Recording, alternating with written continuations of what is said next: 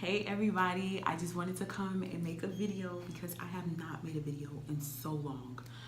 And today's video was sparked by a conversation that I was having with a friend of mine about love and what is it, and more specifically today I'm going to talk about the capacity of love. And our conversation went into a video where TD Jakes was speaking on Oprah's life masterclass about the capacity to love. And his analogy was, if you have a 10-gallon worth of love, and then you are matched or you choose to be with someone who is only a cup or a pint of love, and then you're like giving out all this love, whatever that is, and you feel empty, you feel like it's not reciprocated, you feel like that person isn't loving you enough, when the fact is that person is probably loving you to the best of their ability. That person is loving you as best as they can. When it comes to the capacity of love, it's important that first you understand who you are. I talk so much about self-love, and there were years when I thought I was really loving myself, and I was not.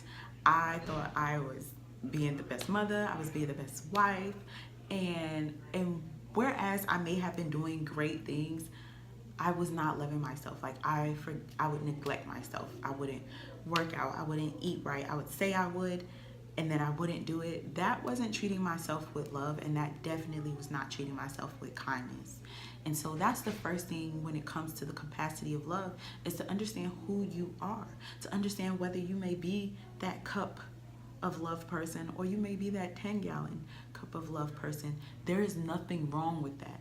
What's wrong is when we expect things from people that we aren't able to reciprocate, or that they aren't able to reciprocate. That's where the problems come in. That's where the stress comes in. That's where the anxiety and the fear and the frustration comes in, is because we're not truly understanding, one, who we are, and then two, who that other person is, and then three, that, could that person be able to reciprocate to us what it is that we're looking for. So the 5 love languages, if you don't know what that book is, I encourage everybody to read it, whether they're in a marriage or relationship, friendships, mom, daughter, like it's imperative for everybody. And there are more than 5 love languages, so please understand that. But it just gives you an idea of how to communicate with people, and then also how you need to communicate with people, and how you need people to communicate with you, and what you need from people. That's where the capacity of love comes from. Like, that is what it's about. So the 5 love languages are gifts, if you like people to buy things for you, words of affirmation, if you like people to tell you that you're beautiful or you're smart or you're handsome, acts of service, if you like people to do things for you, and physical touch. So if you like people hugging you and kissing you and holding your hand, like those PDA people out there, this is for you. And lastly, quality time. These are like 5 major love languages. So in understanding who you are, if you are the person who likes acts of service, people doing things for you, that means you have to do service to yourself. So take yourself to the nail salon. Take yourself to get a bite to eat. Take yourself to the movies.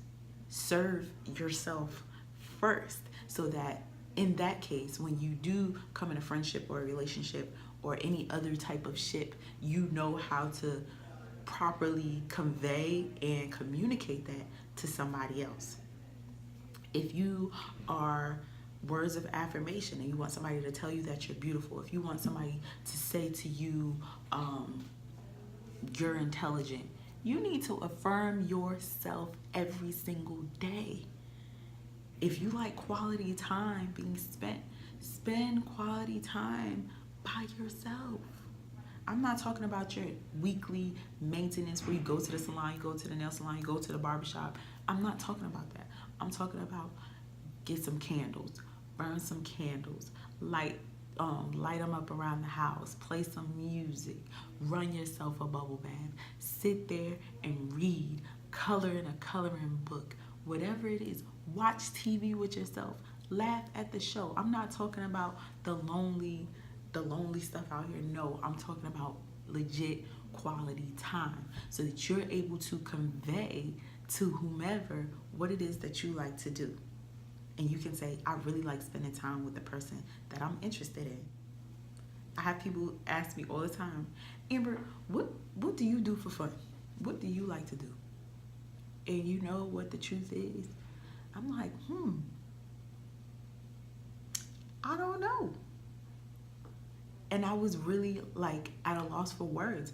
And I'm still learning. And that's the beautiful thing. You have to be in a relationship with yourself first before you can be in a relationship with anybody else. Friendship, boyfriendship, girlfriendship, marriage, fiancé-ship, any type of relationship. You have to learn yourself and know yourself first, okay? Physical touch. Now, you can't be, or you can, we ain't gonna talk about it though.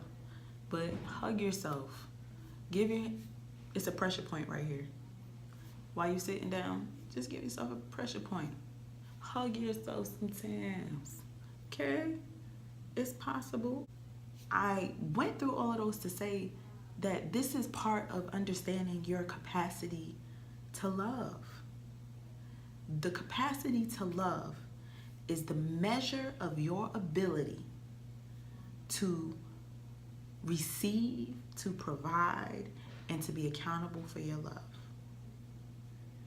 Receive, provide, and be accountable for your love. That is your responsibility when it comes to the capacity of love. When you understand what you can receive, when you understand what you're able to provide, and when you understand what you're able to be accountable for, you will see a major difference, because first you have to give it to yourself before you can give it to others.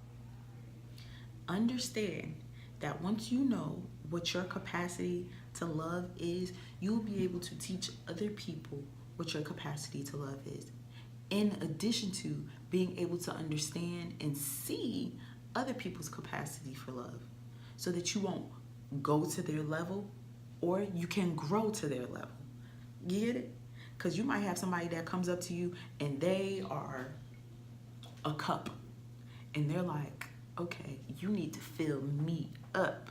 And you're able to do that because you're that 10-gallon, that like TDJ said, you're that 10-gallon worth of love. So you're able to give that love. You're able to keep filling their cup, filling their cup, filling their cup.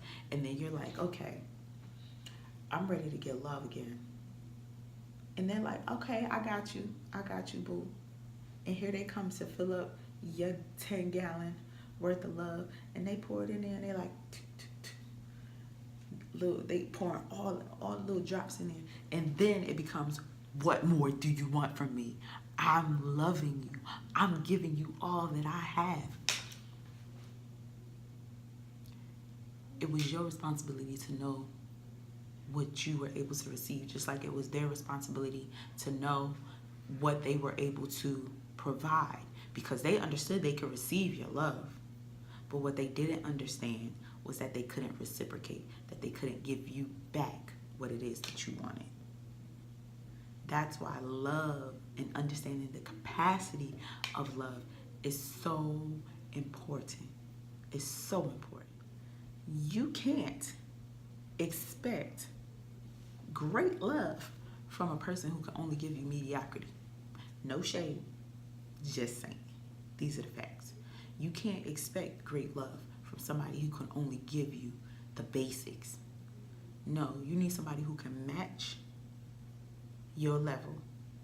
And if you see somebody up here with the love that you desire, that means you have to work on your self-love so that you can grow. That doesn't mean you both have to be acts of service or acts of anything. For example, in my own life, I was like, my husband did not love me like I love him. And it was true. Just like he could say, I didn't love him the way he loved me. Because love is different for everyone. 2, we both were not responsible with our love and understanding what we were able to provide, receive, and be accountable for. And when it comes to that, that's where the detriment comes in. Because you both want something from the other that you can't give. It's responsible. Love is a responsibility. Love is a responsibility, guys. It's a responsibility. Now, here's the thing when the responsibility comes. If you meet someone who is not on the love capacity that you are, whether they be above you or they be below you, that's where I said you cannot go to somebody's love capacity, or you can grow to somebody's love capacity.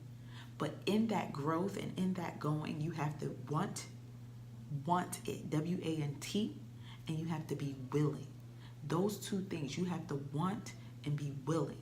Because if you can grow together, if you guys are going to relationship therapy or whatever counseling you're going to, and then one person doesn't want to go anymore, and the other person keeps going, that other person that keeps going is going to keep growing. And then there is really going to be more of a divide. So love is work. Whether that be mom, daughter, father, son, husband, wife, girlfriend, boyfriend, boyfriend, girlfriend, girlfriend, girlfriend, auntie, uncle, doesn't matter. Any type of relationship, the capacity of love is your responsibility. If you have any other questions about this topic, please leave comments, leave your questions, connect with me on Instagram at a.richbook. Okay, check out my website, www.arichbook.com, and I will put the link to the TD Jakes video in the comment section below. I missed you guys. I will stop tripping and I will be more consistent with my videos, but I did have to put this one out today. Peace.